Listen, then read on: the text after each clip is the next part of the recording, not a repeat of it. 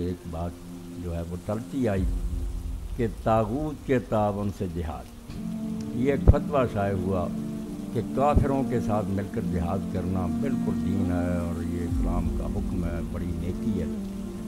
تو میرا دل جل گیا، اسلام کو محرف کرنے کے لیے، اس کو تبدیل کرنے کے لیے کیسی کیسی سازشیں ہو رہی ہیں۔ قیامت سے کم نہیں یہ شان ہے کہ ادھر عورت نے امامت کی، اور جس نے اس کو آگے کیا اسراء نعمانی، وہ ایک ایسے عالمی دین کی پوتی جس نے اس ملک میں دین کے لیے بہت کام کیا، مولانا شبیر نعمانی رحمۃ اللہ علیہ، ان کی پوتی ہے حرامزادی اسراء نعمانی، جس نے اس کو آگے کیا کہ یہ کتنا، اور وہ خود ایسی بدذات ہے کہ جا کر اسلام کے دشمنوں کے پاس ہندو جوگیوں اور سادھیوں کے ساتھ رہی، جو ننگے رہتے، مرد عورتیں ننگے رہتے ہیں، بام مار گئی کہ کہتے ہیں اگر ننگے رہیں تو پھر یہ شوق مٹ جاتا ہے۔ تو وہاں اس نے حرام کا بچہ جنا، اب وہ لیے پھرتی ہے، اور اسلام اور عورت ایک کتاب اس نے لکھی کہ اب یہ وہابیوں کا اور مولویوں کا اسلام ختم ہو جائے گا، کہ بالکل زنا جائز ہونا چاہیے، کوئی خرابی نے کہا۔ حضور کے زمانہ میں ایک عورت نے زنا کیا تھا تو وہابیوں نے نامرادوں نے اس کو گستاخ نے انکار کیا تھا،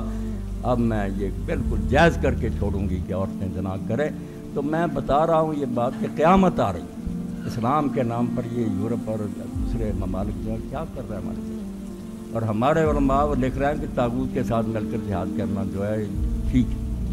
اندازہ کریں طاغوت جو اللہ رسول کے دشمن ہیں، وہ جو جہاد کریں گے وہ آپ حضرات کے لیے کریں گے کہ اسلام آئے، جو اسلام کے دشمن ہیں۔ کیوں آپ کی آنکھوں پر پٹیاں بند گئی ہیں کہ کافر کبھی اسلام کے لیے جہاد نہیں کر رہا، اس کے اپنے مقاصد ہوں گے، وہ الو اپنا سیدھا کرے گا۔ افغانستان میں دیکھ لیا کہ جہاد کے نام پر ڈھونگ رچایا کہ ہم روس کو ختم کرو، ہم بھی اپنی سادگی سے شامل ہو گئے، اس کو ختم کر دیا۔ حالانکہ اگر روس بچا رہتا تو یہ حالت نہ مسلمانوں کی ہوتی جا۔ ہماری بدقسمتی تھی کہ روس کو نکالنے کے بعد ہم نے اس کا ساتھ نہیں دیا، افغانستان سے نکالنا تھا مگر اس کو بچانا تھا، وہ مد مقابل تھا، اس سے یہ ڈرتا تھا۔ اب میدان ہو گیا صاف، یہ سانٹ کھلا ہے، جو جی چاہے کر رہا، اب کوئی طاقت اس کے سامنے مزاحم نہیں۔ تو نادانیاں ہوئیں ہم سے۔ احمق وہ جو سمجھتا ہے کہ کفار اسلام کے اتنے خیر خواہ کہ وہ اسلام کے لیے جہاد کریں گے، کبھی نہیں ایسا ہو۔ آپ کیوں نہیں قرآن کو مانتے اور اللہ کے رسول کی حدیثوں کو مانتے؟ یہ فتوے جلا دینے کے قابل ہیں۔ میں اب اس پر کیا تبصرہ کروں، پوری کتاب ہوتی تو ایک ایک پر میں بحث کرتا کہ کیا حوالے ہیں لوگوں کے، کس طرح دین کو تبدیل کر رہے ہیں۔ مختصراً بتا دیتا ہوں کہ اس میں جتنی روایتیں بیان کی گئی کہ صفوان بن امیہ نے حنین میں رسول اللہ کے ساتھ جہاد کیا، عثمان جو کافر تھا اس نے جنگ عہد میں ساتھ، ایک بھی صحیح، کیا کروں کس طرح بحث، سب ردی ہیں، ضعیف ہیں، موضوع باتیں سیرت کی کتابوں سے لے لیتے ہیں جب بھی، اور اس کے مقابلہ میں قرآن اور صحیح سنت اس کو رد کر دیتے ہیں۔ اپنے مقاصد دین اپنے مطلب کا بنا رہے ہیں کہ چونکہ بدماشوں کے ساتھ ملے ہوئے ہیں، اب یہ راز کھل گیا لوگوں پر کہ یہ جہاد کیا ہو رہا۔ میرے بیان کرنے کی ضرورت، سب لوگ جانتے ہیں کہ ایجنسیوں کا جب وہ کہتے ہیں چلے جاتے ہیں روک رکھتے رکھ دیتے، تو اس کو جائز کرنے کے لیے بنا لیا طاغوت کے تعاون سے جہاد۔ طاغوت نہیں جہاد کر سکتا، طاغوت تو اسلام کو مٹانے کے لیے کوشش کرے، وہ اسلام کا خیر خواہ کہ اس کو آنے۔ تو جو آیت میں نے پڑھی، یہ آیت آپ سن لیں، اور اس کی جو شرح 156 اور 157 صفحہ پر مولانا احمد رضا خان مرحوم رحمۃ اللہ علیہ نے کیا المحجت العلوم، میں حیران رہ کہ قرآن کے بارے میں اللہ نے اس شخص کو کتنی نصیحت کی۔ آیت ہم بھی پڑھتے رہتے، اللہ فرماتا ہے اے اہل ایمان، اپنے غیروں کو رازدار نہ بناؤ، وہ تمہاری بدخواہی میں کبھی کمی نہیں کریں گے، ان کی دلی تمنا ہے کہ تم تکلیف میں پڑو، دشمنی ان کے منہوں سے ظاہر ہو چکی ہے، اور جو ان کے سینوں میں دبی ہے وہ اور بھی بڑی ہے۔ بے شک ہم نے تمہارے سامنے نشانیاں صاف بیان فرما دی، اگر تمہیں عقل ہو۔ اس وقت بھی لوگ کانگریس کے ساتھ مل گئے تھے اور یہی فتوے دیتے تھے کہ بس کافروں کے ساتھ مل کر ملک کی آزادی کے لیے جہاد کرنا چاہیے، ہمیں دوزخ کے گڑھے میں گرانا چاہتے۔ یہ پاکستان نہ بنتا، پتہ چل جاتا کہ ہندو ہمارے ساتھ کیا کریں۔ 1937 میں صرف انگریز کے زیر سایہ صوبائی حکومتیں ملی تھی کانگریس کو، پڑھ لیں مسلمان اور موجودہ سیاسی قسم کے مولانا مودودی صاحب حوالے دیتا، بالکل پورا ہندوازم لاگو کر۔ اسی لیے تو اقبال اور قائد اعظم چیخ اٹھے کہ اب یہ حال ہے، جب مکمل آزادی ان ہندوؤں کے پاس ہو کیا بنے گا پھر۔ اس وقت مولانا نے لکھا جو کانگریس کے ساتھ ملے تھے، یہ آیا کریمہ اپنے ایک جملے سے اس طوفان بدتمیزی کو جو آج مشرقین ہند سے لیڈران برت رہے ہیں رد فرما دیں۔ کہتے ہیں یہ طوفان بدتمیزی جو برپا ہمارے لیڈر ہندوؤں کے ساتھ ملے ہوئے ہیں، یہ آپ کا ایک ٹکڑا ان کی جڑیں ہلا رہا، سن لیں ٹکڑے۔ اللہ ایک ایت حالت کمزوری و عز میں مدد کے لیے جس کسی کی طرف التجا لائی جائے، ضرور ہے کہ اسے اپنا رازدار بنایا جائے۔ جس سے آپ مدد مانگیں گے، جائیں گے ہاتھ جوڑ کر کے ہمارے ساتھ ملیں، ہماری مدد کریں، اپنی فوجیں ہمارے ساتھ، لازمی بات ہے کہ اس کو سارے راز آپ بتائیں گے، ورنہ وہ آپ کا ساتھ دے گا۔ اور رب عزا و جلہ فرماتا ہے کسی کافر کو اپنا رازدار نہ بنا۔ قرآن کہتا بتانا، تم نے راز نہ بتانا کافروں کو، مگر مدد لوگے کافروں سے، مشرکوں کو طاغوت میں پہلے پوچھیں گے راز بتاؤ، سارے منصوبے ان کے کہتے پہلی مخالفت، یہ واحد قہار کی نافرمانی۔ اللہ غالب کا پہلا حکم تو یہ ٹوٹا کہ کافروں کو سارے راز بتا دیں۔ اور ہم نے دیکھا کہ جب پاکستان بنا تو وزیر قانون ایک ہندو بنایا گیا، جوگندر ناتھ منڈل کو، سارے کاغذات لے کر جہاز پر چڑھا، محکمہ قانون کی سب کتابیں ہندوستان گئی۔ کیا کر رہے ہیں آپ لوگ؟ قرآن کو جھوٹا کر رہے ہیں۔ فرمایا کافروں کو رازدار نہ بناؤ، تو کہتے ہیں جب تم عاجز ہو کر، بے بس ہو کر، کمزور ہو کر جاؤ گے، منتیں کرو گے کہ ہماری مدد کرو، تو راز تو بتانے پڑیں گے۔ آپ کے ایٹمی راز نہیں معلوم کر لیے یہاں انگوٹھا رکھ کر، کمزور کا کیا ہوتا ہے؟ تو فرمایا حالت عجز و کمزوری مدد کے لیے جائے گا، راز بتانے پڑیں گے۔ پہلی قرآن کی مخالفت ہوگی کہ راز نہ بتاؤ کافروں۔ با ظاہر ہے کہ اسے اپنا خیر خواہ سمجھا گیا، اور ساتھ لوگ یہی سمجھ گئے کہ یہ میرا خیر خواہ، میرا ہمدرد ہے، میرا ساتھی۔ اگر ذہن میں ہوگا دشمن ہے، کیوں ساتھ لوگے کہ بدخواہ کے دامن میں کوئی نہ چھپے، کیونکہ جس کے بارے میں پتہ ہی ہمارا دشمن ہے، ہماری خرابی چاہتا ہے، ہمیں برباد کرنا چاہتا ہے، اس کے سب سامنے کون جا کر پیش ہوتا ہے کہ ہماری مدد کرو، دشمن سے مدد نہیں لیتا، تو سمجھو کہ خیر خواہ۔ اور رب عزا و جلہ فرماتا ہے وہ تمہاری بدخواہی میں گئی نہ کریں۔ ادھر قرآن کہتا ہے لا یعلونکم خبال، تم سمجھتے ہو خیر خواہی کرو گے، یہ کسر نہیں چھوڑیں گے، تمہیں تباہ کر لیں گے۔ لفظ یہ ہے قرآن کے لا یعلون، نہیں کمی چھوڑیں، تمہاری جڑیں اکھاڑ کر یہ بس کریں گے۔ تم بے وقوفو جاتے ہو کہ یہ ہمارے خیر خواہ، یہ اللہ عز و جل کی تکذیب ہوئی۔ بے شمار رحمت مولانا احمد رضا پر جب ہندوستان کے ہمارے لیڈر دیوبند کے اور مولانا ابوالکلام ان کی جوڑی میں گر گئے نا، اور مسجد کے ممبروں پر لا کر شردانند کو بٹھانا شروع کر دیا اور خطبے دلانے شروع کیے، ان کی ارتھیوں کے لاشوں کے ساتھ جاتے تھے، تلک لگانے شروع کر دیے۔ اب بھی تلک لگایا کہ وزیر مذہبی امور نے لگایا، دوسروں نے لگایا۔ یہ دن تھا عیسائیوں کا اور ہندوؤں کا، ہولی پر انہوں نے سارا کام کیا ہندوؤں۔ اور یہ اعجاز الحق نے، ضیاء الحق کے بیٹے نے ناخلف نے کہا کہ اگلے سال مجلس عمل بھی یہ منائے۔ توبہ توبہ توبہ، جو اسلام کہتا ہے کہ کافروں کے تہوار پر اگر تمہیں تحفہ بھیج دو نا، نوروز کے دن یا کرسمس کے دن، تم کافر ہو۔ جاؤ اسلام کی کتابیں پڑھو، کس دین کی طرف تم ہمیں لے جا رہے ہیں؟ ہم اگر بے بس ہیں، عاجز ہیں، اتنا ذلیل کرنا چاہتے ہو ہم کافروں کے قدروں میں سجدہ کر دیں؟ خدا کے بندو، وہ غیرت، وہ حمیت اور مسلمانوں کا وہ جذبہ رہنے دیں جس کی وجہ سے دراصل مسلمان یہ فاقہ کش کہ موت سے ڈرتا نہیں ذرا، روح محمد اس کے بدن سے نکال۔ وہ تو یہ کہہ رہا، اقبال نے کب نظم لکھی، ابلیس کا فرمان اپنے سیاسی فرزندوں کے نام، اور وہ عمل کر رہا ہے۔ اس وقت اس نے کہا بالکل یہی کہہ رہا، ہمارے اندر سے روح محمد نکال رہا ہے۔ اب حجاز و یمن میں کیا ہوا؟ گھس گئے وہاں، شراب آ گئی، زنا آ گیا، اور ساری انگریزی تعلیم پھیلا دی۔ سعودی عرب کے بچے اور سارے مسلمان عربوں کے بچے جان بے دین ہو گئے، وہی کافروں والے طریقے، وہی اس نے کہا تھا فکر عرب کو دے کے فرنگی تخیلات، اسلام کو حجاز و یمن سے نکال۔ آپ لوگ جانتے نہیں کتنی بڑی سازش، کیوں بار بار بے وقوفیاں کرتے ہیں کہ ان کے سے دوستی کر لو؟ کہتے ہیں اللہ کہتا ہے یہ تمہاری بدخائی میں کسر نہیں چھوڑیں گے، تم کہتے ہو ہمارے خیر خواہ، ہمارے دوست۔ یہ اللہ عز و جل کی تکلیف، تم نے اللہ کو جھوٹا کہا کہ وہ غلط کہتا ہے۔ تیسری بات، جین، مصیبت میں التجا و استمداد اسی سے ہوگی جسے جانا جائے کہ ہمیں مشقت سے بچایا جائے، اسی سے مدد مانگو گے نا، جو سمجھو گے کہ ہماری مدد کرے گا، ہمیں تکلیف سے نکالے گا۔ اور اللہ عز و جل، رب عز و جل فرماتا ہے کہ ان کی دلی تمنا ہے، ودو ما عنتم، وہ تو دل سے چاہتے ہیں کہ تم برباد ہو جاؤ، ان کی دلی تمنا ہے تمہارا مشقت میں پڑنا۔ یہ دوسری تکلیف، یہ بھی دوسرا تم نے خدا کو جھوٹا کیا۔ وہ کہتا ہے دشمنی میں کسر نہیں چھوڑیں گے، وہ تمہاری بدخائی چاہتے ہیں، تم کہتے نہیں ہمارے خیر خواہ دوست۔ دار، چھپا دشمن جس سے اثر عداوت کبھی نہ ظاہر ہوا، آدمی اس سے دھوکے میں آ سکتا ہے۔ جس نے کبھی دشمنی ظاہر نہ کی ہو، بے شک پتہ ہو دشمن نے ظاہر نہیں کیا، پھر بھی ہوتا کہ یار آج تک تو نہیں اس نے کی۔ اور جس کے منہ سے بوجھ کھل چکا، قد بدت بغداد میں نفع، فرمایا یہاں تو دشمنی چھپی بھی نہیں کہ تمہیں میں سمجھوں کہ تو بیوقوف دھوکہ کھا رہا ہے، دشمنی ان کے منہ سے ظاہر ہو رہی ہے، ان کا پریس بول رہا ہے، ان کے میڈیا بول رہے ہیں، ان کے لیڈر بول رہے ہیں کہ یہ تہذیبوں کی جنگ ہے، اسلام کو مٹا دو اور یسوع مسیح کو دنیا میں جلدی لانے کے لیے ایسی خدا پیدا کرو کہ یہ مسلمان کچلے جائیں۔ تم بیوقوف ہو، ان کے منہ سے دشمنی ظاہر ہوگی، اب چھپی بھی نہیں رہی، علانیہ کہہ رہے ہیں۔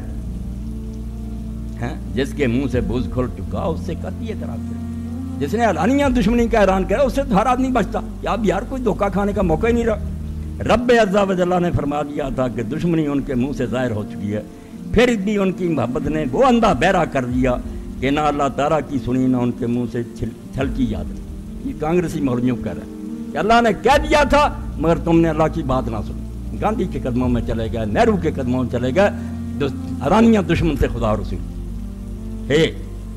اگر ایک خفیف حد کی مخالفت اور رنجش ظاہر ہوگی، یہ سن لو، پھر قرآن کی یاد نکالو، ایک ٹکڑے سے کتنی دلیلیں نکالی کہ رازدار نہ بناؤ، ان کو خیر خواہ نہ سمجھو، یہ تو چاہتے ہیں کہ تمہیں مشقت میں ڈالیں اور دشمنی ان کے منہ سے ظاہر ہوگی۔ پھر کہتے ہیں اگر ایک خفیف حد کی مخالفت اور رنجش ظاہر ہوتی اور اطمینان ہوتا کہ دل میں اس سے زائد نہیں، تھوڑی سی کسی نے دشمنی ظاہر کر دی مگر تسلی ہوتی کہ یار منہ سے نکل گئی، دل میں اس کی اتنی دشمنی، پھر بھی بات تو کچھ گنجائش ہو سکتی کہ یہ ہمارا اس حد کا بادشاہ نہیں جو ایسی بھاری مصیبت میں ساتھ ہے، پھر بھی سوچ سکتا آدمی کہ معمولی دشمنی ہے یار دل میں ٹھیک ہے۔ اس خیال ارذل کو رب عز و جل نے ان تینوں جملوں سے رد فرما ہی دیا کہ وہ کوئی ہلکے مخالف نہیں، تمہاری بدخواہی میں گئی نہ کریں گے، یہ گمان نہ کرنا کہ وہ کسی سخت سے سخت مصیبت میں تم پر کچھ ترس کریں گے، ان کی دلی تمنا ہے کہ تم مشقت میں پڑو، کوئی خفیف رنجش ان کے منہ سے ظاہر نہ ہوئی بلکہ بغض اور پوری دشمنی، بیر، عداوت، اللہ کہتا دل میں جو ہے وہ اس سے بھی زیادہ۔ اور اس پر چوتھا جملہ یہ ارشاد فرما دیا کہ اس پر بات نہ جانو کہ ان کے دلوں کی دبی اور سخت ہے، مگر انہوں نے اس واحد قہار مہربان پروردگار کی ایک نہ مانی اور جملے کی تکلیف کی، جیسے اس وقت کانگریس نے کیا اب اس وقت کر رہے ہیں مسلمان۔ بالکل مولانا کہہ رہے ہیں، قرآن کے ایک جملے کو چلا رہے ہیں، اللہ دشمن کہتا ہے یہ دوست بنا رہے ہیں، اللہ کہتا ہے راز نہ بتاؤ، یہ سارے راز بتا رہے ہیں، خود فائلیں دیتے ہیں، خوش ہوتے ہیں کہ ہماری دوستی بڑھ گئی۔ اللہ کہتا ہے وہ تمہیں برباد کرنا چاہتے ہیں، نہیں کہتے ہیں وہ ہماری بھلائی چاہتے ہیں، ترقی چاہتے ہیں۔ یہ ایک ہی جو نا 156 157 صفحہ سے میں نے پڑھ لیا، یہی اس رسالے کی ترتیب کے لیے کافی ہے۔ اب فرماتے ہیں تحقیق مقام بتوفیق انعام، یہ ہے، اب یہ ہے عربی اردو عبارت مشکل، مولوی بھی کوئی اچھا پڑھا سمجھ سکتا، فقیہ تھا، عالم تھا، عام آدمی کو سمجھ نہیں آتی، تو یہ 175 سوال تحقیق مقام استعانت کے احکام، اقسام اور ان کے احکام، کتاب تو پوری اس کے حوالے کے چھپایا جائے، ساری زبانوں میں ترجمہ کر کے اللہ کے لیے مسلمانوں کو دو کہ بچ جاؤ، کافروں کو دوست نہ مانو ورنہ تمہارا نام و نشان نہیں رہے، نہ سمجھو گے تو مٹ جاؤ گے ہندوستان والو، تمہاری داستان تک نہ بھی نہ ہوگی داستان، تم دشمنوں کے دوست سمجھ رہے۔ تو یہ تحقیق مقام استعانت کے اقسام اور ان کے احکام، عالمانہ بحث کہ مدد کس طرح لی جاتی ہے اور کتنی کی حکم ہے۔ تحقیق مقام با توفیق منام اللہ کو کہتے ہیں جو انعام کرنے والا بات، کہ یہاں استعانت کی 3 حالتیں ہیں، کہتے ہیں مدد جب کسی سے مانگو 3 ہی حالتیں ہوگی، التجا، اعتماد، استخدام۔ التجا یہ کہ قلیل گروہ اپنے کو ضعیف و کمزور یا عاجز پا کر کثیر و قوی و طاقتور جتھے کی پناہ لے، اپنا کام بنانے کے لیے اس کا دامن پکڑے۔ کوئی سمجھتا ہم کمزور ہیں، کسی طاقتور سلطنت کے ساتھ بیٹھیں، یہ سپر پاور ہے، اس سے دوستی کریں، ورنہ یہ التجا کہلاتی ہے۔ تو منت سماجت کے لیے گئے، دروازے پر مانگت بن کر حاضر ہو گئے، دامن پکڑیں اس کا کہ ہمارے کام بنائے، یہ بداحتاً اپنے آپ کو ان کے ہاتھ میں دے دینا ہوگا۔ اس کا مطلب تم نے اپنے آپ کو اس کے حوالے کیا، اب مالک وہ ہے، آپ اس کے ہیں نوکر، اور انہیں خائی نخائی ان کے اشارے پر چلنا، ان کی پسروی کرنی پڑے گی، پیچھے چلنا پڑے گا، اور جو اشارہ کریں گے ایک فون آئے گا آپ سب کے ساتھ۔ یہ التجا ہے، میں کمزور بن۔ دوسرا اعتماد، یہ کہ گروہ مساوی سے جرانا گانٹے، زیادہ طاقتور نہیں، برابر کی پاور، انہیں اپنا یارو مہینوں مددگار بنائے، دوست بنائے، ان کی مدد و موافقت سے اپنے لیے غلبہ، عزت و کامیابی دیں، ایک برابر کا دونوں مل کر کوئی طاقت حاصل کریں غلط، یہ اگرچہ اپنے آپ کو ان کے رحم و کرم پر چھوڑ دینا نہیں، مگر ان کی ہمدردی و خیر خواہی پر اعتماد یقیناً۔ یہ اتنا تو نہیں التجا کی طرح کہ بالکل آپ نے اس کے رحم کرم پر چھوڑ دیا، مگر یہ تو ہے نا کہ آپ نے یہ مانا کہ یہ میرا خیر خواہ، اس پر مجھے بھروسہ ہے، یہ ساتھ دے گا۔ کوئی عاقل خون کے پیاسے دشمن بدخواہ کو معین و ناصر نہ بنائے. اگر خیر خواہ نہ سمجھے اپنی جان کے دشمن کو کوئی مددگار بناتا. تو جب خیر خواہ سمجھا تم نے بے شک برابر کے ہیں. یہاں مساوات کے یہی معنی نہیں کہ ہر طرح قوت میں ہمارا ہم سنگ ہو. یہ بھی نہ سمجھو کہ بالکل برابر کا ہو، بلکہ خود سرگرو کہ ہمارے ہاتھوں میں مجبور نہیں. بے شک وہ چھوٹا ہی ہو مگر آپ جانتے ہیں حکم نہیں ہمارا اس پر چلے گا. جب اس کی مرضی ہوگی اکڑ کھڑا ہوگا اور ہمارے ساتھ اظہار بدخواہی کر سکتا ہے. جب اس کا جی چاہے گا یہ کہہ دے گا کہ میں نہیں تیرا ساتھی، اور جو نقصان چاہے گا پھنسانا پھنسا دے گا. اسی شک میں ہے کہ با وصف خود تری اسے ناصر بنانا بے اعتماد نہ ہوگا. اس میں یہی ہے کہ جب ایسا سرکش گروہ آپ لے لیں گے ساتھ جو آپ کے کنٹرول میں نہیں، کسی دوسرے کی فوج ہے، دوسری حکومت ہے، ساتھ دے رہا ہے، اپنے الو سیدھا کریں. جب جی چاہے گا ساتھ چھوڑ دیں گے. تو جب آپ اعتماد کریں گے کہ یہ میرا خیر خواہ، اس لیے ان سے ساتھ ملائیں گے.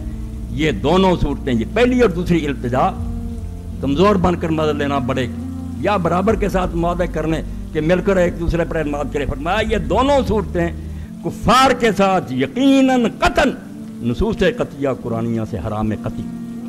یہ دونوں شکلیں مسلمان کے لیے مر جائے اس کی اجازت نہیں. اس کے لیے کسی فقہ حدیث کی ضرورت نہیں. قرآن قطعی ایک جگہ نہیں، بار بار قرآن پڑھا، سورہ نساء مائدہ الممد پڑھ لیں. قرآن اعلان کر رہا ہے بار بار کہ ان کو اپنا خیر خواہ نہ سمجھو، دشمن. یہ تو اللہ کے رسول کا نام نہیں سننا چاہتا. آپ جانتے ہیں کہ انہوں نے جو حضور صلی اللہ علیہ وسلم کا بنایا ہوا اور جس طرح وہ تلفظ لکھتے ہیں اس کا معنی انگریزی زبان شکاری کتا. محمد نہیں لکھتے پورا، اب ہم لکھتے ہیں پورے برابر. نہ ہم لکھتے ہیں نعوذ باللہ شکاری کتا. ایسے حرامیوں سے آپ تعلقات کرتے ہیں. کیا ہو گیا آپ کی عقلوں کو؟ نہ قرآن کو دیکھتے ہیں نہ اللہ کے رسول کو دیکھتے ہیں، اور آپ فتوے دینے شروع کر دیے کہ کافروں کے ساتھ مل کر جہاد کرو. اور جہاد اور کافر، اللہ کے رسول نے تو جو صحیح مسلمان ان کے بارے میں کہا کہ جہاد نہیں، یہاں جہاد فی سبیل اللہ کرنا ہے، میں اللہ کے دین کو بلند کرنا. اگر تم رسی لینے کے لیے گئے لالچ میں، کوئی گیا کہ میری شہرت ہو، کوئی گیا میں اپنی برادری کی حمایت کے لیے جا رہا ہوں، دوزخ میں جاؤ، کتے کی موت مرو گے. جہاد فی سبیل اللہ صرف اس کا جو جان دیتا پھرتا کہ دنیا سے بدماشی کو ختم کرنا لگا. وہ تو صحیح مسلمان میں بھی نہیں جہاد ہوتا جب تک ان کی نیت سے آپ کفار کریں، توبہ کریں، ڈر جائیں. تو فرماتے ہیں یہ دو شکلیں جو التجا اور اعتماد، یہ دونوں صورتیں کفار کے ساتھ یقیناً قطعاً نصوص قطعیہ قرآنیہ سے حرام قطعی. جن کی تحریم کو پہلی اور دوسری دو آیتیں کافی واقعی ہیں، ہرگز کوئی مسلمان انہیں حلال نہیں کر سکتا. اب تیسری صورت رہ گئی استخدام، کافر کو نوکر بناؤ. ایک آدھ کافر ہے، آپ اس کو چپراسی رکھ لیتے ہیں، اس سے جوتا کٹوا دیں، حوالے اس کے دے رہا ہے کم وقت. یہ مدد لینا، میں چمار سے کہتا ہوں میری جوتی گانٹے کون سی مدد لی ہے میں نے، اس کو اپنا آقا بنایا، کوئی تعظیم ہے کام ہے. یہ کہ کافر ہم سے دبا، دو چار کافر ہم سے دب کر رہتے ہیں، اس کی چٹیا ہمارے ہاتھ میں، کیوں بھی نہیں کر سکتے کسی طرح ہمارے خلاف پر قادر نہ ہو. مجال ہی نہیں کبھی وہ ہمارے سامنے آئے. وہ اگرچہ اپنے کفر کے باعث یقیناً ہمارا بدخواہ ہو، خیر خواہ پھر بھی نہیں ہوگا، کافر ہے مگر بے دست و پا، اس کے پاس کوئی طاقت نہیں، زور نہیں، ہم سے خوف و تما رکھتا، خوف شدید کے باعث اظہار بدخواہی نہ کر سکے.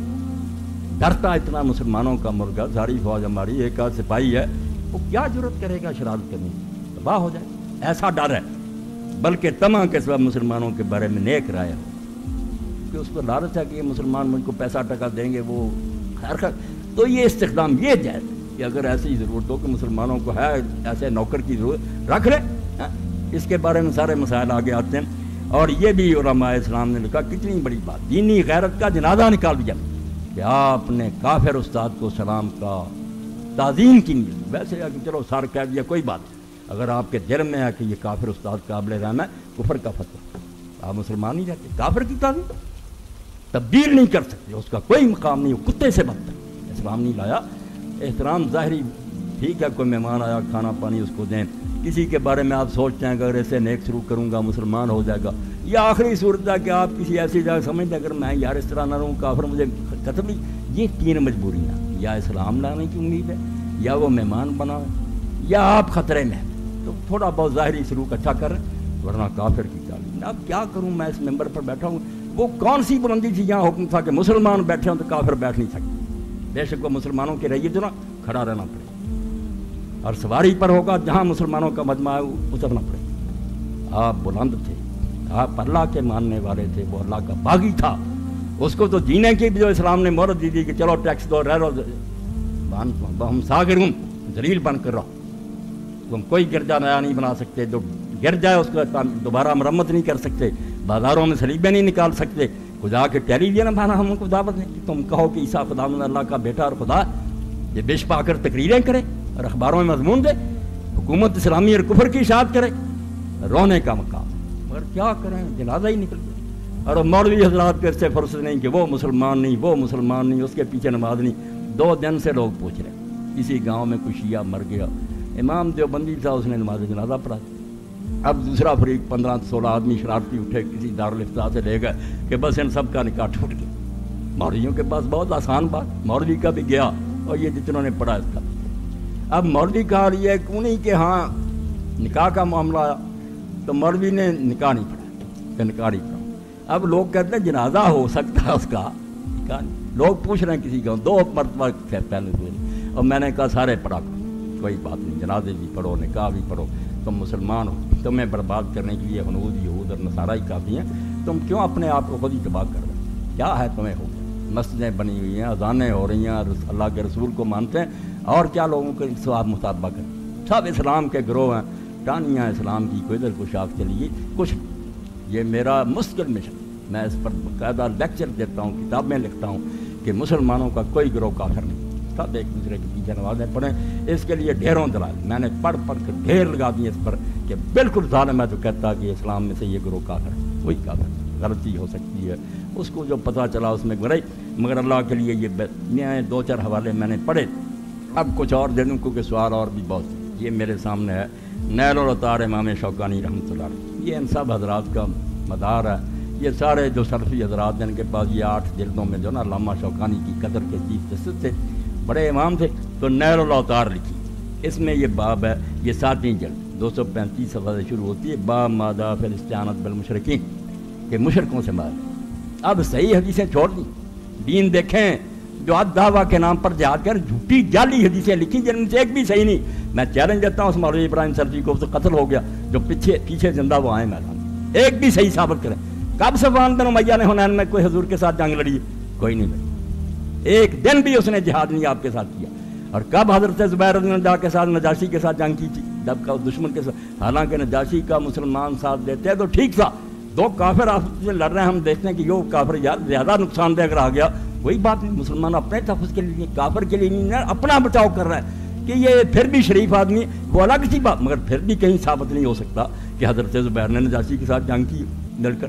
وہ گئے تھے مسلمانوں میں بھیجا، یار دیکھتے رہو دور بیٹھ کر کیا بنتا، ہاں تو کیوں ظلم کر رہے؟ یہ راؤ سنن پڑھو امام کی ظفر احمد عثمانی رحمۃ، آپ کو پتہ چلے زبیر نے کب اس کے لیے جہاد کیا، صفوان نے کب جنگ کی ہے حضور کے ساتھ مل کر۔ آپ جعلی پیش کرتے ہیں، اور جو صحیح حدیثیں کہ گروہ آئے کہ رسول اللہ ہم تمہاری مدد کر دیں، اے اللہ پر بھروسہ کرو، اے مسلمان، اللہ مولانا ولا مولا لکم، حضور نے اعلان کرایا جب ابو سفیان نے احد پر چڑھ کر یہ کہا کہ کہاں ہے محمد، کہاں ہے ابو بکر اور عمر، وہ سمجھا مر گئے۔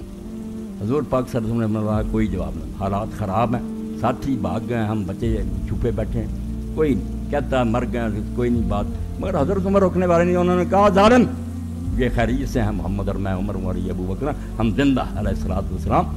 پھر اس نے یہ کہا لنا عزا ولا عزا لکم، ہماری عزا دیوی ہے مدد کے لیے، تمہاری کوئی عزا ہی نہیں۔ مائیوں کو پوچھتے ہیں جیسے آج بھی کئی مائیوں کے دربار عزا بنائی ہوئی تھی، اور مکہ کے بعد سب سے بڑا دربار یہی تھا، طائف کی طرف تھا، اونٹوں کی قطاریں جاتی تھیں، قربانیاں چڑھتی تھیں، اور ابو لہب وغیرہ روتے تھے عزا دیوی کے پاس جا کر کہ عزا ہائے یہ ہمارا بھتیجا گمراہ ہو گیا، اب ہم روتے ہیں کہ بعد میں تیری پوجا کیسے ہوگی، یہ تو دین بدل رہا، عزا کو یاد کر، یہی کہا کہ ہماری عزا تمہاری عزا نہیں۔ اب حضور نے کہا یہ تو دینی غیرت کا معاملہ، اعلان کرو اللہ مولانا ولا مولا لکم، کون سی دیویاں لیے پھرتے ہو، اللہ ہے ہمارا مددگار، تمہارا کوئی مددگار نہیں۔ اور جو اللہ کو ماننے والے ہیں وہ ایسے ترلے منتیں کریں، ڈوب مرنے کا مقام۔ اب دیکھیں صحیح حدیثیں چھوڑ دی ساری ظالموں نے، جہاد کے نام پر کتابیں لکھ رہے ہیں۔ ان عائشہ رضی اللہ تعالیٰ عنہا قال خرج النبی صلی اللہ علیہ وسلم کہ بلا بدر ہے، کیسے حالات، 313 لے کر حضور جا رہے تھے، ایک ایک آدمی کی ضرورت تھی، اس سے زیادہ تنگی کا وقت کیا تھا؟ تو ام المومنین رضی اللہ عنہ فرماتی ہیں کہ رسول کریم علیہ الصلوۃ والسلام بدر کی طرف نکلی، فلما کان بحرۃ الوبرۃ ادرک رجل قد کان تذکر منہ جرعہ نجد، جب حضور حرہ وبرہ تک پہنچے، مدینے سے باہر میدان، تو ایک ایسا آدمی آ کر آپ سے ملا جس کے چرچے تھے، اتنا بہادر اور دلیر کوئی نہیں، یہ بہتوں پر اکیلا باری ہو، اب بڑی ضرورت تھی تو اس کی مدد لے فبارع باصحاب رسول اللہ صلی اللہ علیہ وسلم راہ، اللہ کے رسول کے اصحاب نے بھی جب اس کو دیکھا خوش ہو کہ بڑا بہادر آدمی یار ہمارے ساتھ مل گیا، اب بڑی ضرورت پوری کرے گی۔ دیکھو حالات کیسے ہیں، خود آیا ہے مدد کے لیے، دلیر اور بہادر اتنا ہے، صحابہ خوش ہوئے ہیں۔ مگر اللہ کے رسول نے کیا فرمایا، کیوں دین سے ٹھٹھا کرتے ہو، بھائی عمل نہیں ہو سکتا خدا کے لیے، اس کو رہنے تو اصل حالت میں، کبھی کسی کو توفیق ہوگی وہ دین پر عمل کر سکے، آپ بدل رہے ہیں کہ لوگوں کے ذہن ہی بدل جائیں۔ یہی اقبال نے کہا تھا، اور ہو گیا اسی نظم کا حصہ ہے، وہ تو پورا ہو گیا نا، افغانیوں کی غیرت دین کا ہے یہ علاج۔ یہ افغانی دین کے خلاف بات نہیں سنتے، ایسے ہی تھے۔ امیر امان اللہ صرف اپنی بیگم سریا کے ساتھ اٹلی گیا تھا اور زیادہ بے پردگی نہیں کی، صرف منہ ننگا کر دیا۔ سلطان المشائخ نے فتویٰ دے دیا کہ سلطان مرتد ہو گیا، بس کوئی کابل میں نہیں داخل ہونا۔ کبھی وہ دور تھا عورتیں ننگی وہاں بھی نکرے پیر رہی ہیں، یہ انگریزی تہذیب کی برکت ہے۔ اس وقت وہ داخل نہیں ہو سکتا، وہیں مرا۔ مگر اب کیا ہوا، وہ ایک بار والی بات، افغانیوں کی غیرت دین کا ہے یہ علاج، ملا کو ان کو کوہ دمن سے نکال دیا، مالی مار دی اتنی لمبی داڑیوں والے چوگے والوں، کچھ بیچارے پنجروں میں قید ہیں، لوگ خوش ہو رہے ہیں کہ نمازی جو ان کو نکرے پہنا کر حوالے کر دیا، کوئی گناہ نہیں تھا ان کا۔ اس لیے دین کے دشمن ان سے توقع کر، تو صحابہ خوش ہوئے کہ یہ شخص آیا، بہت اچھی بات۔ فلما ادرکہ قال جئت لاتبعک فاصیب معک، اس نے کہا اللہ کے رسول میں اس لیے آیا ہوں کہ تیرے ساتھ رہوں، اور تیرے ساتھ ہی میں بے شک قتل بھی ہوں۔ فقال له رسول اللہ صلی اللہ علیہ وسلم تؤمن باللہ ورسولہ، اور سن لو جو اللہ کو ماننے والے ہیں، کافروں کی مددوں پر بھروسہ نہیں کرتے۔ اللہ کے رسول علیہ السلام نے فرمایا تو اللہ کو مانتا ہے، اللہ کے رسول کو مانتا ایمان ہے؟ قال لا، کہنے لگا نہیں ایمان نہیں۔ قال فرجع فلا نستعین بمشرک، چلا جا واپس، ہم ہرگز مشرکوں سے مدد نہیں لیتے۔ میں اللہ کے دین کے لیے اٹھا مشرکوں سے مدد لوں، یہ تو سارا کام ہی گندا ہو گیا، زمزم میں شراب ملا دی، کام اللہ کے دین کا اور ساتھ کافروں کے لیے رکھا۔ فرمایا نہیں واپس چلا جا، واپس ہو جا۔ قال ثم مضى، تو پھر ام المومنین فرماتی ہیں کہ چلا گیا، حتی اذا کان بشجرۃ ادرکہ الرجل، جب رسول اللہ شجرہ تک پہنچے، آگے ایک منظر دی، پھر آ گیا۔ فقال له كما قال اول مرہ، حضور نے پھر وہی بات کہی جو پہلی کہی تھی۔ قال نبی صلی اللہ علیہ وسلم كما قال اول مرہ، وہی اس نے کہا میں جہاد کے لیے، آپ نہیں پہلا قال اللہ، کہنے لگا مومن نہیں، قال فرض فلا نستعین بمشرک، چلا جا ہم نے مشرکوں کی مدد کی ضرورت نہیں۔ قال فرجع فادرک بالبیضاء، پھر وہ بیضاء میں آ کر ملا۔ فقال له كما قال اول مرہ، پھر حضور نے پوچھا تؤمن باللہ ورسولہ، اب اس کی بھی قسمت اچھی تھی، دیکھنا پہلے مدد لے رہے تھے دین تباہ ہوتا، مدد بھی مل گئی مگر وہ اسلام لے آیا۔ حضور نے فرمایا اللہ رسول کو مانتا؟ قال نعم، کہنے لگا ہاں میں ایمان لایا اللہ رسول پر۔ فقال له فانطلق، حضور نے فرمایا چل پھر۔ اب جہاد ٹھیک ہوا۔ جہاد بھائی نماز کی طرح کہ آپ سکھ اور ہندو کو آجا ہمارے ساتھ نماز پڑھ ہے، جیسے وہ نادانی رحم کی ہے، ایسا ہی ہے کہ جہاد فی سبیل اللہ نماز اور حج کی طرح کی ایک عبادت ہے، وہ تو مسلمان کو بھی نیت نیک کرنی پڑتی ورنہ دوزخ کی موت ہوگی اس کی۔ رواہ احمد مسلم۔ وان خبیب ابن عبد الرحمن نبی عن جدی قال اتیت النبی صلی اللہ علیہ وسلم وهو یرید غزوا انا ورجل من قومی ولم یسر، تو حبیب خبیب بن عبد الرحمن کے دادا کہتے ہیں کہ میں رسول اللہ کے پاس آیا، آپ اس وقت ایک جہاد کے لیے جانا چاہتے تھے، میں بھی آیا، میری قوم کا ایک آدمی کیا، ہم اس وقت ایمان نہیں لائے، فقلنا انا نستحیی ان یشهد قومنا مشهد اللہ نشهد معهم، تو ہم نے کہا اللہ کے رسول ہمارے لیے یہ بڑی شرم کی بات ہے کہ ہمارا سارا قبیلہ اور قوم جا رہی ہے ایک مارکہ کے لیے، ہم ان کے ساتھ نہ ہوں تو بڑی بری بات، یہ ہمارے قبائلی نظام کے خلاف، سمجھو خاندانی غیرت کے خلاف۔ رسول کریم علیہ السلام نے فرمایا اسلام تم اسلام لائے ہو؟ فقلنا لا، یہ کہتے ہیں ہم نے کہا نہیں۔ قال انا لا نستعین بالمشرکین المشرکین، ہم مشرکوں کے خلاف مشرکوں سے مدد نہیں لیتے، ہم مشرکوں سے خود نپٹیں گے، تو اسلام نہیں لائے ان سے کیا مدد لیں؟ فاسلمنا وشهدنا معه، پھر ہم اسلام لے آئے اور حضور نے ہم کے ساتھ ہم نے وہ جہاد کیا۔ رواہ احمد۔ اب جو جعلی جھوٹی روایتیں تھیں والحاصل ان الظاہر یہ 237 والحاصل ان الظاہر من العدلۃ عدم جواز الاستعانہ بمن کان مشرک مطلقا. شوکانی فرماتے ہیں میں نے ساری بحث کر دی، جو جھوٹی روایتیں تھیں ان پر بھی بحث کر دی کہ یہ کمزور ہے، یہ تو حاصل کیا نتیجہ نکلا ساری دلیلوں سے کہ مشرکوں سے بالکل کسی قسم کی مدد نہیں لی جا سکتی. لما فی قول صلی اللہ علیہ وسلم لا نستعین بالمشرکین من العموم، کیونکہ رسول پاک نے جب فرمایا ہم مشرکوں سے مدد نہیں لیتے، اس میں کوئی تفصیل عام ایک بات کہہ دی، کوئی مشرک ہو کسی زمانے کا کی وَكَذَلِكَ قَوْلُنَا لَا نَسْتَعِينُ بِمُشْرِكٍ، اور یہ بھی جو کہا کہ ہم کسی مشرک سے مدد نہیں لیتے، مشرک نکرہ. اگر جو روایتیں بیان کرتے ہیں زہری وغیرہ سب کا رد کیا کہ جعلی ہیں وَيُؤَيِّدُ هَذَا قَوْلُهُ تَعَالَىٰ وَلَن يَجْعَلَ لِلْكَافِرِينَ عَلَى الْمُؤْمِنِينَ سَبِيلًا، اور کہتے ہیں اس کی تائید قرآن سے بھی ہوئی. اللہ نے کہا کہ اللہ مومنوں کے مقابلے میں کافروں کو کبھی عزت نہیں دے گا، اس لیے اگر تم نے ان کو اپنے جرنیل بنا لیا، ان کے احترام کرنے لگے، ان کو راز، تو تم نے پھر مومنین کے مقابلے میں ان کو عزت دے دی.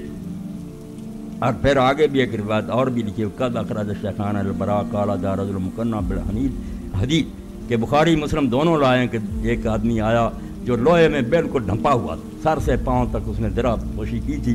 فقال یا رسول اللہ قاتل اسلم، حضور نے پوچھا کہ میں جہاد کروں پہلے یا اسلام لاؤں؟ قال اسلم ثم قاتل، پہلے فرمایا اسلام لا پھر جہاد کرنا. فاسلم ثم قاتل قتل، پھر وہ اسلام لایا، جہاد کیا، شہید بھی ہو گیا. فقال صلی اللہ علیہ وسلم میرا قلیلا واجرا کثیرا، حضور نے فرمایا اس نے یار محنت تھوڑی کی، اجر بہت بڑا ملا، ابھی آیا اور ابھی جنت میں چلا گیا. ایسے لوگ بھی ہوتے. اس حرم کے بارے میں ابو ہریرہ کئی مرتبہ پوچھتے تھے کہ وہ آدمی بتاؤ جس نے یار ایک سجدہ نہیں اللہ کو کیا اور جنت میں چلا گیا. تو لوگ کہتے تھے وہ کون ہے؟ فرمایا وہ حرم تھا، بنی عبد الاشر کا جو آدمی تھا یہودی وہ تھا. لوگوں نے پوچھا اس کا کیا واقعہ ہوا؟ فرمایا جب سارے لوگ مدینہ کے نکل گئے جنگ احد کے لیے، وہ محلے میں آیا اور بہت دیر سے سوچتا تھا کہ سلام لاؤں یا نہ لاؤں، فیصلہ نہیں کر سکا. اس نے قبیلے کو دیکھا کہ عورتیں ہی ہیں یا بچے، مرد نہیں. انہوں نے کہا مرد کہاں گئے؟ انہوں نے کہا سارے حضور کی مدد کے لیے جہاد کر لیں. اب دل میں یہ فیصلہ کیا کہ کب تک اس بحث میں پڑا رہوں، فیصلہ کرنا چاہیے، حضور کی مدد کرنی چاہیے. چلا حضور سے بھی نہیں ملا، جہاد میں شریک ہوا، زخمی ہو کر گر گیا. جب دیکھے جا رہے تھے زخمی، اس کے پاس بھی لوگ گئے. انہوں نے کہا حرم تو کہاں ہے؟ اس تو اسلام کو نہیں مانتا. اس نے کہا نہیں، اسلام کو مان کر دل میں فیصلہ کر لیا کہ زندگی کا کوئی اعتبار نہیں، حضور کا ساتھ دینا چاہیے. تو وہاں ابو ہریرہ کہتے ہیں ایک نماز کا وقت نہیں آیا، نماز نہیں پڑھی. نہرو عشق بھی کہ دنی دشتے بے کراں گام میں نہ رفتہ ہے وہ بمند رسیدہ. کبھی ایسا بھی ہوتا کہ لمبا چوڑا جو صحرا جنت بڑا سفر، ساری زندگی نیکیاں، یہ اس طرح بھی طے ہو جاتا کہ ایک قدم بھی نہیں آدمی اٹھاتا اور جنت میں چلتا. تو یہ بھی حوالہ دیا کہ وہ شہید ہو گیا. اور فرماتے ہیں باقی ساری جالیں اور دوسری باتیں یہ میں نے 235 سے 237 تک پڑھی. اب یہ میرے پاس ہے المغنی ابن قدامہ کی 8ویں جلد، یہاں بھی یہی بحث ہے. تو لکھا کہ کچھ کہتے ہیں ضرورت ہو، مگر جنہوں نے جائز بھی کہا نا کہ تھوڑے سے کافر ہوں، ہمارے زیر سایہ ہوں، ہمارے جھنڈے کے نیچے ہوں، اتنا قابو ہو کہ چوں نہ کر سکیں، کوئی گڑبڑ نہ ڈال. انہوں نے یہی مثال دی جیسے امام محمد لکھتے ہیں تفسیر میں کہ امام ابو نیسا سے ہم نے پوچھا کہ مشرکوں سے کوئی مدد تھوڑی بہت لینا ہے؟ فرمایا ہاں اگر اسلام کا حکم ظاہر ہو، مسلمانوں کا اتنا غلبہ ہے، آپ کے کمانڈر ہیں، وہ ایک آدھ سپاہی ہے، آپ دیکھتے ہیں یہ ہمیں کوئی شرارت نہیں کر سکتے. اور وہاں بھی یہ کہا کہ جس طرح شکاری جو ہے کتے سے مدد لے، لفظ کتے کے کہے کہ شکار بھی آپ کتے سے کر رہے تھے، ایسا آیا تھا. ورنہ اگر ذرا بھی خطرہ نا کہ یہ پارٹی کہیں گڑبڑی نہ کر دے، کوئی مدد نہیں لے، دفع کرو. تو یہ بھی بحث ہے 394 اور 95 پر. وہ جو حدیثیں میں نے پڑھی وہ حوالہ بھی دیا.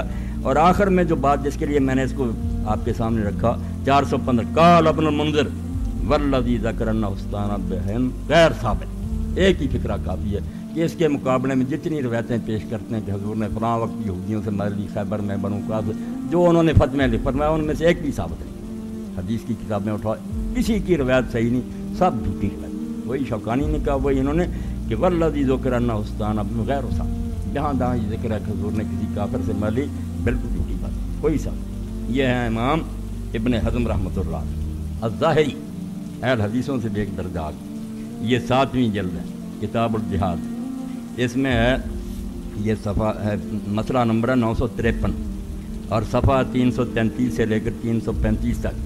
یہاں بھی امام نے ساری جو ہے نا چون چراں یہ کرتے سب لکھ دی. ان کا جواب دیا کہ جھوٹی روایتیں پیش کرتے ہو، اور پھر صاف بات کیا کہی ہے کہ بعد کہتے ہیں فلان مدلی لاکن الحجت فی ھذا ہوا ما روینا من طریق مالک الفضیل ابن ابی عبداللہ عبداللہ بن دینار عن عروہ عن عائشہ ان رسول اللہ صلی اللہ علیہ وسلم، کہتے ہیں ہم نہیں سنتے فلاں مسلمان نے یہ کیا تھا، مسلمان کرتے رہیں، مسلمان شرابیں پیتے ہیں، زنا کرتے ہیں، یہ دین ہے؟ ہم صرف اس کو حجت مانتے ہیں جو ہم نے اللہ کے رسول سے سنا کہ اما عائشہ نے روایت کیا انا لا نستعین بمشرک، ہم مشرکوں سے مدد نہیں لیتے۔ پھر وہی حدیث سنائی، اس لیے فصح انہ لا کافر الغنام لغیر المسلمین، ان کافروں کا نہ مال غنیمت میں کوئی حصہ ہے، نہ یہ جہاد میں جا سکتے ہیں، نہ ان کو دین میں کوئی دخل، کوئی ان کا نہیں۔ اگر چپڑاسی نوکر آپ دیکھ لیں، حضرت عمر رضی اللہ عنہ کو ابو موسیٰ اشعری نے لکھا کہ ہمارے یہاں ایک بہت ہے کاتب منشی ہے، وہ حساب کتاب بہت اچھا دفتر، ہم نے تو حکومت ہی دے دی نا ساری، عیسائی بیٹھے ہوئے ہیں، ججز بیٹھے ہیں، سارے بیٹھے ہیں، دین کی بربادی۔ انہوں نے لکھا کہ یہ کاتب ہے، بڑا اچھا سیکٹری ہے، لیکن حضرت عمر رضی اللہ عنہ نے لکھا اس کو کہ قرآن کے ساتھ ٹکر رہے ہو، اللہ کہتا ہے کافروں کو مسلمانوں پر تم کو عزت نہ دو، یہ حاکم بن کر بیٹھے گا، مسلمان عرضیاں لے کر آئیں گے، جہنم میں بھیجو اس کی کتابت کو، کسی کو نہیں ہم نے حاکم بنانا۔ اور یہ بات ڈاکٹر اسرار صاحب نے کچھ دن ہوئے کہ اب ڈاکٹر جاوید اقبال کا ناخل پر دوسرے جمع نہیں یہ باتیں، اور صاحب سن لیں آپ، خدا کی قسم کسی غیر مسلم کو اسلامی حکومت میں کوئی عہدہ نہیں کیا جا سکتا، یہ اسلامی حکومت ہے، یہ نوکری ہے صرف، کیا نوکری کر لو، وہ کافر ہے، وہ قرآن حدیث کو چلانے میں مخلص ہوگا؟ کبھی نہیں ہو سکتا۔ اس لیے یہ سارے عہدے مسلمانوں کے، سلطنت اسلامیہ میں مسلمان ہی سارے ملازم ہوں گے، یہاں نہ کوئی قاضی، نہ کوئی جرنیل، نہ کوئی عہدے دار، کچھ نہیں، بس چھوٹے موٹے جو ہے نا چپراسی، جہاں کوئی عزت نہیں، ان کی کوئی تعظیم نہیں مسلمان کر، وہ ہے، اگر کوئی دے دے ٹھیک ہے، ورنہ جس میں تعظیم ہوگی کافر کی وہ اس کو عزت ملے گی، اور مسلمان اس کے سامنے ذلیل ہوگا کسی لحاظ سے، کبھی حالات۔ یہ کتابیں مگر موقع نہیں، میں نے اشارتاً بتا دیا کہ ایسی کتابیں لے کر دین کی جو ہے نا رئی سے کثر وہ بھی یہ نکال دینا چاہتی کہ مسلمان بغیرت ہو جائیں۔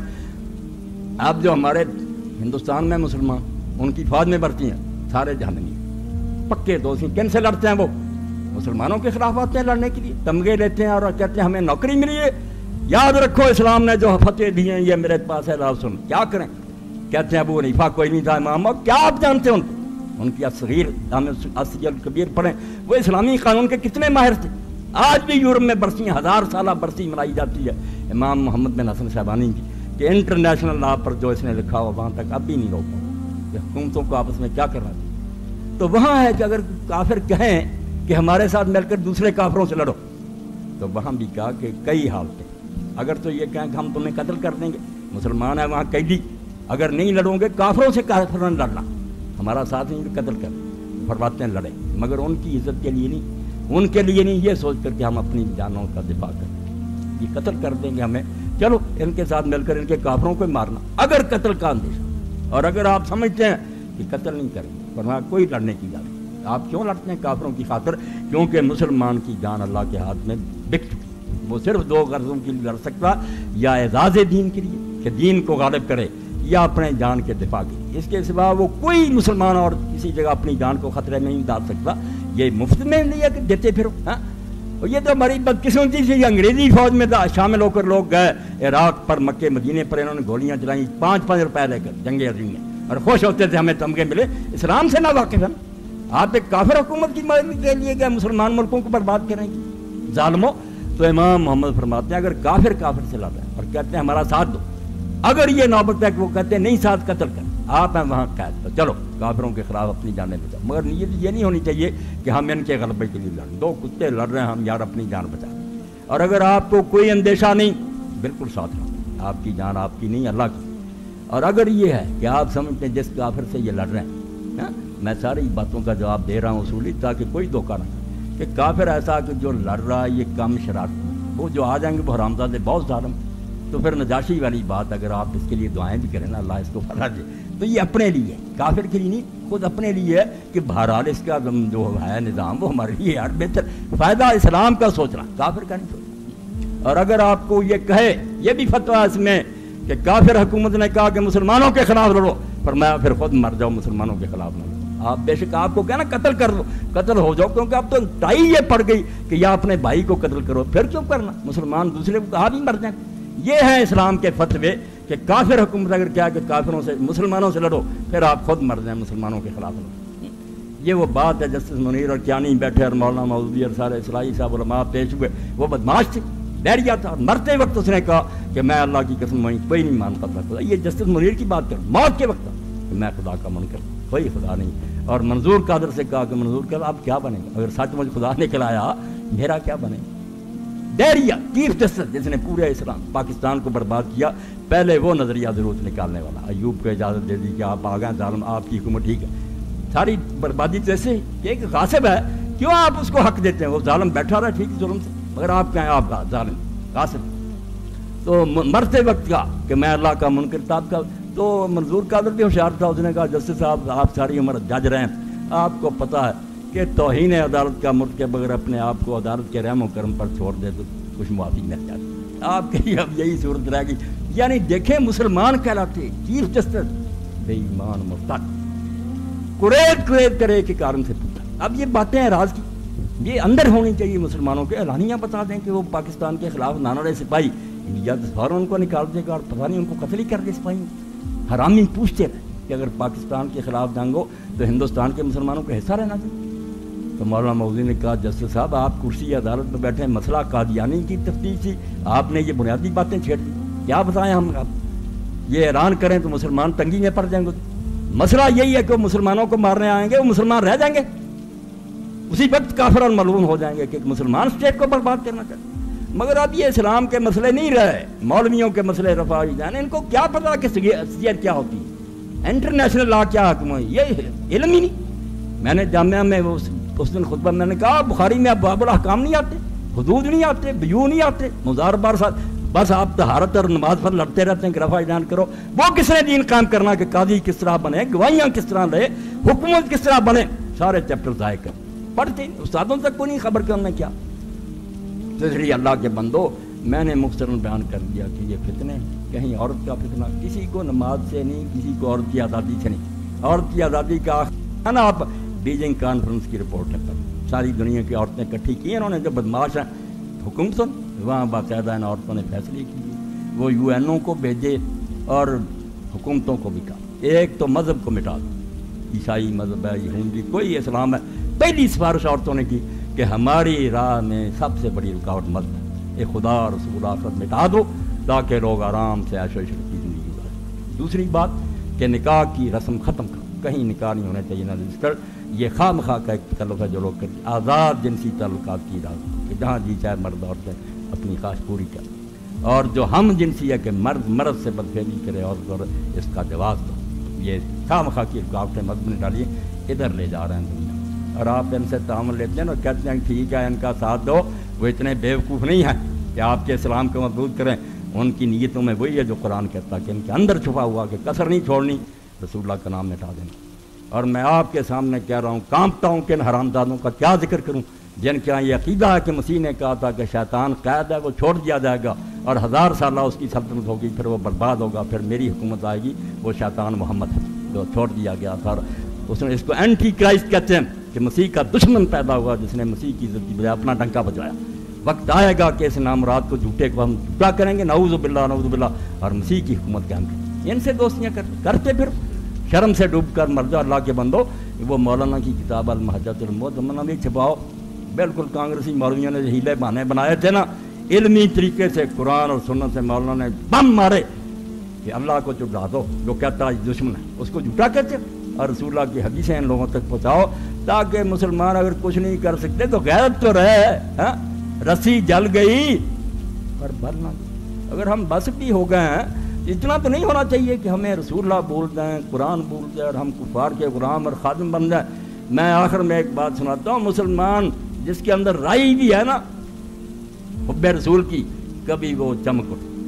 ڈاکٹر غلام رسول سے انگریزی دور کا آغاز تھا, وہ گئے MBBS کر کے آئے, وہاں سے ایک یورپین عورت لے آئے.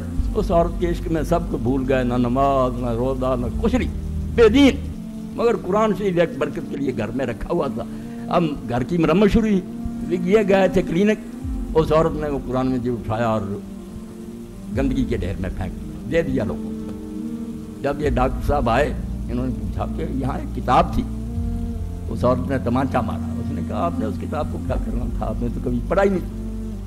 اب مسلمان کا بچہ تھا, بڑی غیرت. تھپڑ مارا زور سے، ورنہ کبھی اس کے سامنے نہیں بولا۔ اس نے کہا حرام زادی تیرے عشق میں سب کو برباد کر دیا، صرف اللہ کی ایک کتاب نشانی پڑی تھی وہ بھی تو نے دے دی۔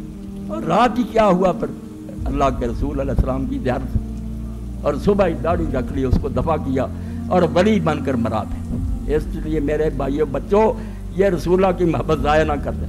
آپ کے ساتھ اور پاس کچھ بھی نہیں نا، ذرہ عشق نبیت حق تھا، آپ ایک ذرہ ہی مانگا کریں کہ اللہ اگر مجھے سلطنت نہیں دی، خزانے نہیں دیے، رسول اللہ کے عشق کا ایک ذرہ تو مجھے دے دے، اللہ کے رسول کا دیوانہ بن کر دنیا سے جاؤں، خدا کے لیے اس کو برباد نہ کر۔ ان لوگوں کے اپنے مفاد ہیں، آتے ہیں اپنے اغراض کے لیے ملک بیچ دیتے ہیں، سلطنتیں مسلمانوں کی انہوں نے برباد کی، اپنوں نے کی، کافروں سے مل کر اپنے دن گزارتے ہیں، بعد میں اپنا انجام بھی ان کا برا ہوتا، مگر نصیحت نہیں کرتے۔ آپ لوگ تو خدا کے لیے اللہ کی طرف دھیان رکھیں، کتاب اللہ کا ادب کریں، اللہ کے رسول کا ادب کریں، اس کے بغیر کوئی شاید شراب پی رہا ہے۔ اختر شیرانی شاعر تھا تو اور بھی شراب، مگر پیتے پیتے کسی ظالم نے رسول اللہ کی شان میں گستاخی کر، اب وہ پی رہا تھا اختر، مگر اتنا جوش آیا اس نے برتن توڑ دی اور اس کے تھپڑ مارے۔ اس نے کہا حرام زادے میرے پاس اور کچھ نہیں ہے مگر اس نام کے خلاف میں کچھ نہیں سننا چاہتا، تم نے اللہ کے رسول کی شان میں گستاخی۔ تو آپ اختر شیرانی سے بھی گئے، اللہ کے رسول کی اتنی محبت بھی نہیں رہی کہ لوگ بکتے ہیں، دین کے خلاف کتابیں لکھ رہے ہیں، زنا کو حلال کرنے کے لیے مسلمان کہلانے والی لکھ رہی ہیں، زنا کے بچے لیے پھرتی ہیں، اور آپ کہتے ہیں نہیں کچھ نہیں، اور سو رہے ہیں۔ اور یہ مولوی حضرات ہمیں لڑا کر وہ مسلمان نہیں وہ مسلمان، یہ حشر تو بغداد میں ہوا تھا کہ روزانہ آج شیعوں نے حملہ کر دیا سنیوں کے محلے پر، اگلے دن سنی کر دیتے، پھر کیا ہوا تھا؟ خود ابن القمی وزیر نے دعوت دے دی کہ ہلاک ہوا، سلطنت گئی۔ آخری خلیفہ مستعصم کپڑے میں لپیٹ کر جو چین سے لے کر اسپین تک کا جوتے مار مار کر پھر انہوں نے ہلاکو خان کے لوگوں نے مارا۔ مسلمانوں میں اتنی طاقت بھی نہیں کہ خلیفے کو جوتیاں پڑنے سے بتا سکے۔ تو یہ حشر نہ دیکھنے کی آپ نیت رکھیں، اللہ کی طرف آ جائیں، رسول کی عزت کریں۔ یہ دن آ رہے ہیں اب ربیع الاول کے بھی، ٹھیک ہے پیدائش ہوئی ان دنوں میں، یہ اور نہیں، یہ کوئی بحثیں نہیں، علمی بحثیں اور ہوتی ہیں، مگر حضور کا تذکرہ ہونا مسلمانوں کے اندر، اس کو لاؤ کو ہمیں جگانا چاہیے۔ حضور کی محبت کے بغیر کچھ نہیں۔ رمز قرآن روح ایمان جانے کی ہست حب رحمت اللہ، نہ قرآن میں اور کچھ ہے نہ اسلام میں، حضور کی محبت ہے، یہ ہوگی تو انشاءاللہ سارا کچھ ہوگا۔ وآخر دعوانا الحمدللہ رب العالمین، صلی اللہ